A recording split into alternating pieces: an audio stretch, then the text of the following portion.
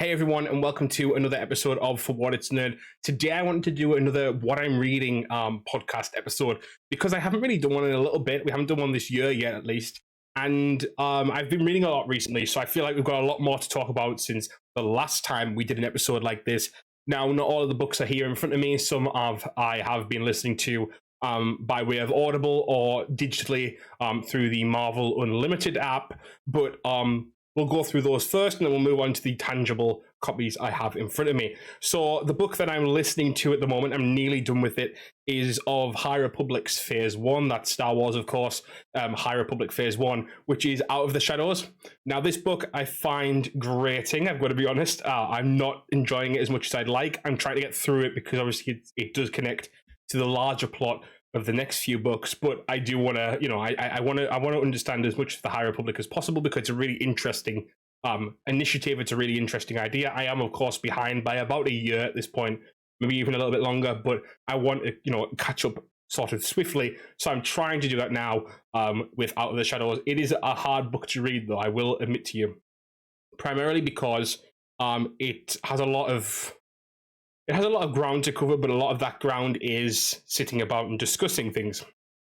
Now, don't get me wrong, I think some of it is redundant. I think some of it is necessary, though makes the book a slog. I also think it doesn't help that I'm listening to it as an Audible book this time.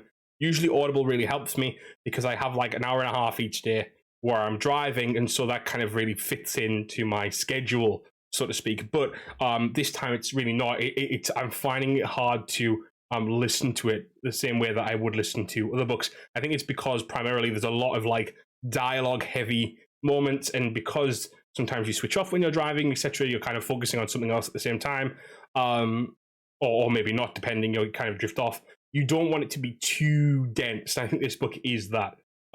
Despite it being YA and despite sometimes feeling very YA, by that I mean that the young adult part of this book is very strong, and personally I think I fall on like the cusp of, well, I used to fall on the cusp, maybe not so much now, but I don't see myself as not enjoying young adult in certain instances. But I think this time around, this one really did smack of like a book that was just, it was raw, I feel, in terms of character development and character motivation.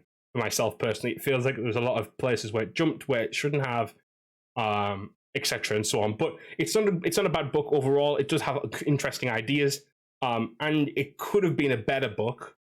Like, the plot is not the problem, if that makes sense. But that's okay. And before long, I'll have finished it, and then I can move on to. I think I do have to do Mission to Disaster yet, which is a younger book, and then after that, I'll be moving on to Fallen Star, I believe, is the next one after that. So, I'm getting to the end of Phase 1 of the High Republic. Speaking of that, obviously some ancillary material as well there with the comic. The first comic being the Star Wars comic itself, the High Republic comic itself, which I read ahead on the comics, to be honest. Trail of Shadows, and the Adventures book, the Adventures comics as well, which we'll get to in a minute. I kind of raced ahead on those because I was very interested in getting through the other material whilst I was still catching up on the books, if that makes sense. So I actually enjoyed the comics. I think the comics have very strong characters in Keeve and Skier and Avar Chris. I think those are very strong characters, and they were very interesting to follow throughout this arc, the last arc, the Fall of Starlight Beacon, which, funnily, I haven't gotten to in the books yet, but I have gotten to in the everything else, basically the manga, the comics, etc. I lost my words for a second there, but so I'm ahead now on everything apart from the books. So the books are just what I need to finish off. I need to do Out of the Shadows, Mission to Disaster, Fallen Star, and I think it's Midnight Horizon or something akin to that. But once I've done that, then I'm kind of up to speed, so to speak. But with all that said, I'm not going to go into too much detail about the comics, because I think they were generally quite well done. I think there's some important things that happen in those comics that really do tie into what I'm assuming will happen in the books, which is nice. I think sometimes it's almost better to read with this type of stuff, the ancillary stuff first, because then you notice it in the main text. Because sometimes you won't notice it in the main text, and you read the ancillary, and you still don't notice it because you didn't link those two things together, if that makes sense. Where I think the other way around, you do, because the smaller thing links into the bigger thing, if that makes sense. But with that said, some more ancillary stuff that I've been reading from the High Republic is the Edge of Balance manga Part 2. The Part 1 finished sort of around about after, I think it was during the, what's it called? The book around the Valor, the Republic Fair. I forget the name of the book specifically off the top of my head right now. But, no, it wasn't Out of the Shadows. There's another one. What was its name? I can't remember. But it's the one with Valor and the Republic Fair. But Edge of Balance 2 was kind of like after that, leading up to the Fall of Starlight Beacon, which is seen at the end of this manga. This manga is really well done, by the way. I love how this manga looks. But yes, so the Fall of Starlight Beacon is in this book. And what I found very interesting about this is this similarity of two characters in this. So Lily Toraasi, I think it is Lily.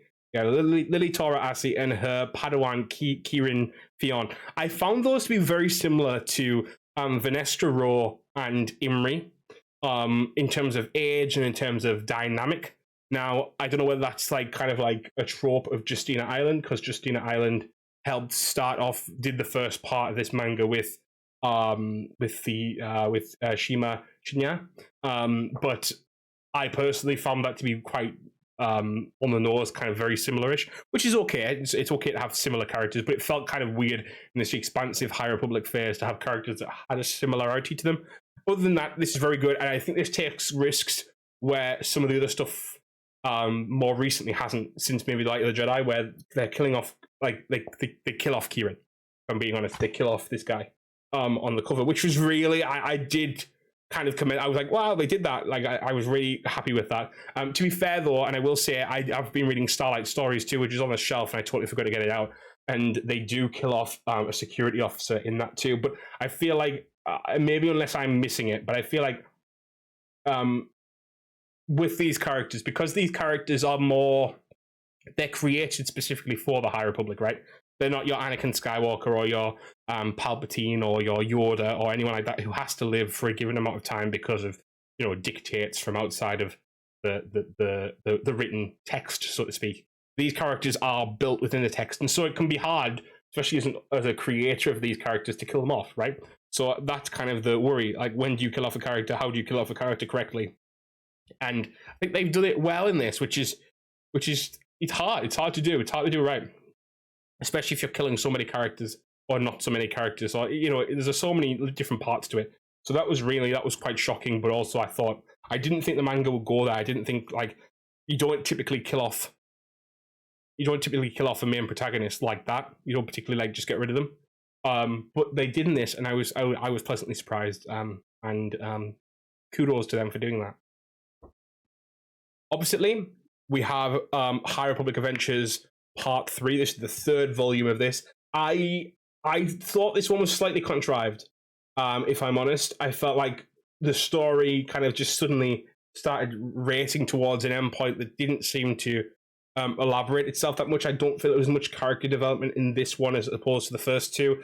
Aside from Court, or Quart, I don't know how you say it, Court, which is the Jedi that was very popular early on and didn't really have many lines, didn't really have much going on, and they gave him an origin story in this, which I did love, and I do like the callbacks to Takodana, which I do know shows up in, like, Phase 2, which is a prequel to Phase 1. But I did enjoy some of the characters showing up there. I just think that Zine and Lula could have done with a little bit more time developing.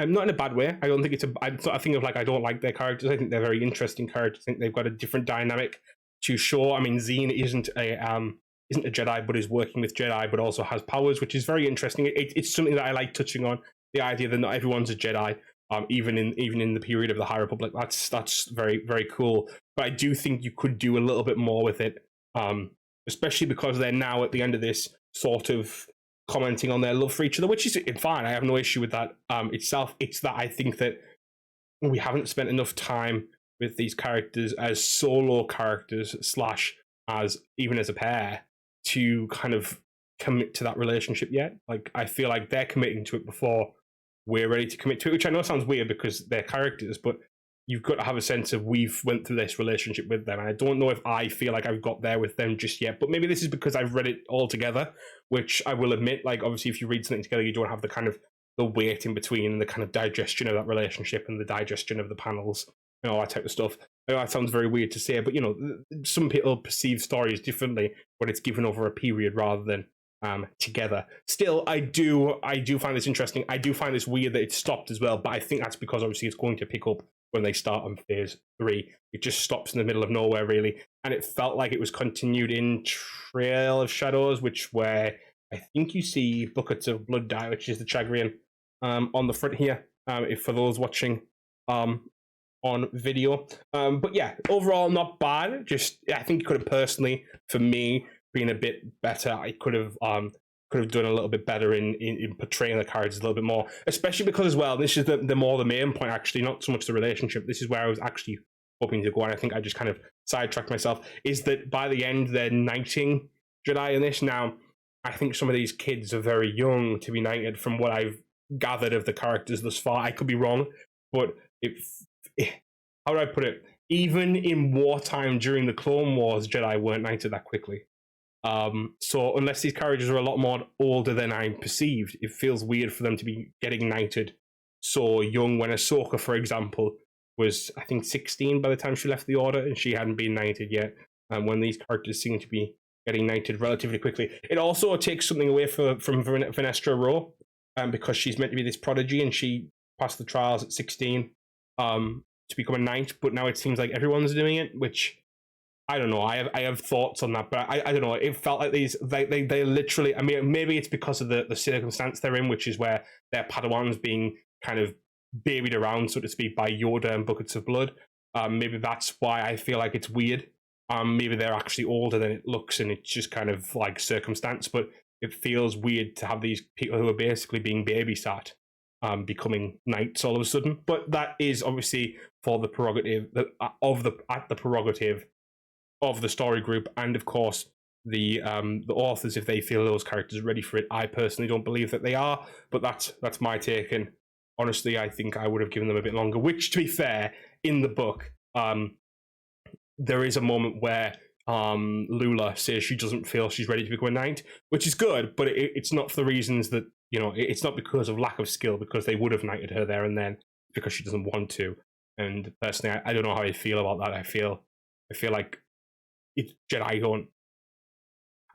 don't really shouldn't get that choice. If you're ready to become a knight, you become a knight, or you're not maybe in the Order anymore. That's my take on the Jedi Order. Obviously, this canon says otherwise, and I have to accept that, and I'm more than happy to accept that. But personally, I don't believe that's how I would have handled those characters / those decisions. But that's obviously why those people are in charge to make those decisions, and I'll roll with the punches as long as the story is largely cohesive, and it is. I do enjoy the High Republic. I don't dislike the High Republic, despite what I'm saying.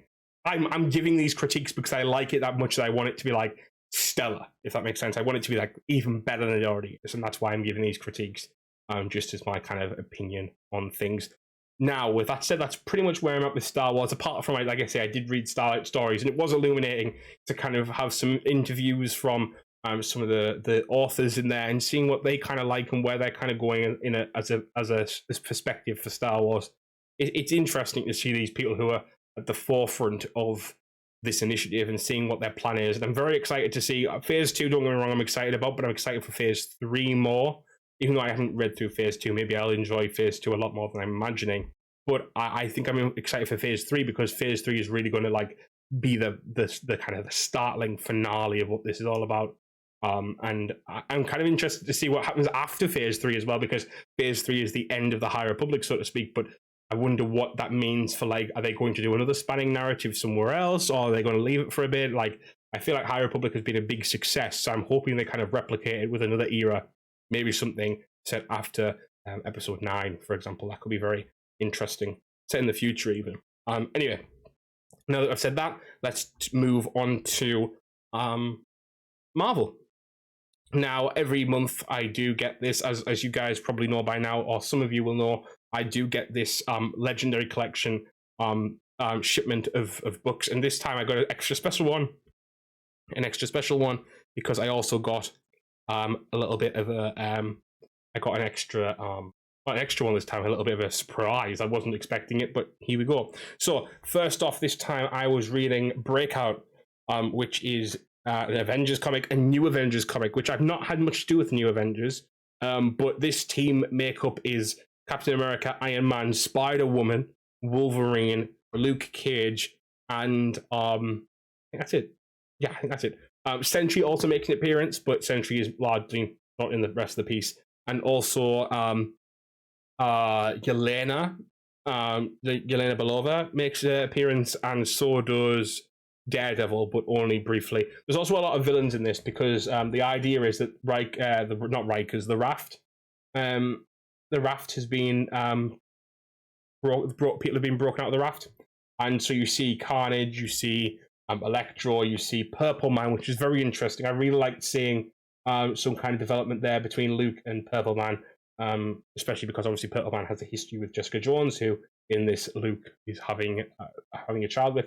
Also, Sauron. Sauron was a big villain in this piece. So there was a lot going on in this, and I really liked it. It feels quintessentially Marvel in a way that I feel is very big for for Marvel in general, but the MCU going forward. I feel like this is what you need to be seeing going forward, is more of a cohesive link between. I always like it when you have a mutant villain or a mutant hero going up against a typical villain. So, for example, in this, seeing Cap and Iron Man, for example, going up against Sauron, which obviously is a mutant, and also because he's a villain of Spider-Man. Spider-Man has a lot of villains in this piece. Let's put it that way. I don't get me wrong. I have an issue with Spider-Man. I think I've spoken about that before. I think I've said numerous times that I'm not a big Spidey fan, but I do love Spider-Man's rogue gallery. So it's really interesting to get a little bit of a glimpse into that. Also, in this, we do have some kind of S.H.I.E.L.D. oversight, which I always love when S.H.I.E.L.D. shows up in a comic. I've got to be honest, I was kind of tempted to read on, and obviously with the Marvel Unlimited app, that's the great thing about these. If I feel like I want to continue, I can. And I always try, and when I can, pick up those threads and continue on, but I don't always get to because there's a lot of comics to get through and not enough time. I am a self-proclaimed I like to think that I read a lot of comics. I don't think I've read as many as I should have at this point, like to be kind of discussing them. And I'm kind of always open about that. I'm kind of always saying very fairly that I haven't read as many comics as maybe I should have. Maybe I should, but I am getting around to it type thing. I do have the intent to read the comics. I just don't get around to it as quickly as I'd like all the time. But this is a special exception this time because I was very, very interested to read this one. The Rebirth of Thanos, the Silver Surfer. So this is a book in which Thanos is rebirthed after his plans to collect the soul gems in this, not the Infinity Gems, not yet. Well, he starts to rename them that throughout the comic, but the soul gems, and his plan went wrong. He was turned into a statue, but now he's being rebirthed because Death wants him to wipe out half the universe, which is essentially the plot of Avengers Endgame condensed and changed slightly. But this Silver Surfer run was very cool because I feel like, and I did make a short about this, I feel like this could be a perfect sort of introduction for the Silver Surfer into the MCU, because a lot of the time you see the Silver Surfer as a Fantastic Four villain, and not a villain, villain, but also hero plus ally / sometimes adversary. You know what I mean? And I feel like sometimes that can be very limiting because, you then have to add a Galactus, you then have to have, there's only a certain amount of things you can kind of do with Silver Surfer at that point. But I'd be very interested to see a movie in which Silver Surfer is the hero and Thanos is the villain, or even just a special, because I do believe at one point it was rumored that Silver Surfer might have a special in which he is fighting Thanos prior. I wouldn't. This is like sort of a prequel to the Infinity Gems type thing. But I would take this as if I was doing this for the MCU, I would take Thanos and make it a prequel Thanos. So say him. Let's set it as like a 2015 type era where Thanos is just after having failed to get the Power Stone from Ronan, and he's looking for a way to do these things himself, and he gets stopped by the Silver Surfer, and I think that'll be very interesting. I think that'll be a good way of doing it. I think that'll be a nice way of making it so that Thanos could return and we could have a little bit more of Thanos. And, have him be a villain of a movie for a solo hero as well, give him more time to be a proper villain in the piece as well, rather than more of a set piece, so to speak. Because Thanos did end up being that in Infinity War and Endgame. He doesn't have as much plot as you'd like for him to have. I think they even brought out a book to kind of elaborate on Thanos' backstory because it wasn't fittable, so to speak, within the movie. So I would like that as kind of like bring Thanos in, use the Silver Surfer. You could even bring in some Eternals links because obviously Thanos is an Eternal with deviant genes as well. So you could have a little bit more of a play around with those things within a space that makes sense, because Thanos would be alive, but it wouldn't be a regression of the Infinity War / Endgame plot. Now, again, I did already talk about this on in one of my shorts that I did, so I'm not going to go into too much detail about that, but I do like that. And this was a really good set of comics. It was collecting the Silver Surfer 34 to 38 and Thanos Quest. Also, there was a really funny appearance from Drax in this. Drax shows up and Silver Surfer literally just leaves him sat on a couch watching TV, which felt very Drax, very MCU Drax, actually. Probably one of the few times that he did feel that way. But this is kind of the surprise that I got this month, and I'm very excited about it. I've only read a little bit so far, but it is the Uncanny X-Men, Dark Phoenix, Days of Future Past, and God Loves, Man Kills. And just, stunning in and of itself. It's a beautiful piece. It's got a beautiful little side image on the side. I do have one already on my shelf, but this is the second part to that, which is obviously very exciting. But I've got to be honest, obviously I've watched the X-Men movies. I've watched Days of Future Past, which is probably one of my favorites, but I do feel like I've never really touched the X-Men comics as much as I should. This is almost like the perfect entryway. Two of the big ideas, Phoenix and Days of Future Past, in one volume, and I'm very excited to see what it's got to offer me. I want to get more into comics as I can, more and more into comics as I can, especially because if you're discussing comics and you're on stuff like Comic Talk, for example, on TikTok, I've always rebutted against the idea that if you can, you should. I feel like some people on there just throw stuff out and see if it sticks. I personally like to try and, as much as I can, root it in comics, which I can't if I don't read them. So I'm trying to read more, trying to understand more comics-wise, and I think I'm getting there. But it's a journey. But it's not that I don't read comics; it's just I haven't read as many as I'd like.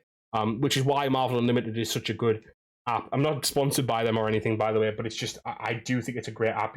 It's a relatively low price to get access to essentially Marvel's whole backlog to about maybe just a year ago or maybe even 6 months ago. I forget how recent the most recent stuff is, but still, it's a very good tool for getting into comics, and affordable as well. And also, if you don't have space, it's a great way of keeping all your comics. Keeping a load of comics close by. So I'll be honest, that's pretty much what I've read this month. I think I'm quite happy. Well, not this month, probably the last 2, maybe 3 weeks. I'm really happy with it. I think I'm getting a lot further through books than I'd usually get through. So big win for me. I'm going to try and get through this this X-Men book soon, because I still have the Captain America and Spider-Man books that are on my shelf over here.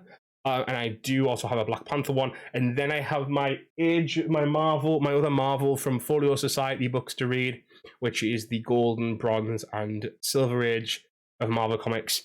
So there's a lot still to read. I also have some other ones like Kang the Conqueror and stuff to get through. So I have a lot of comics to read, is what I'm trying to say, and also a lot of books as well. So that's the plan going forward.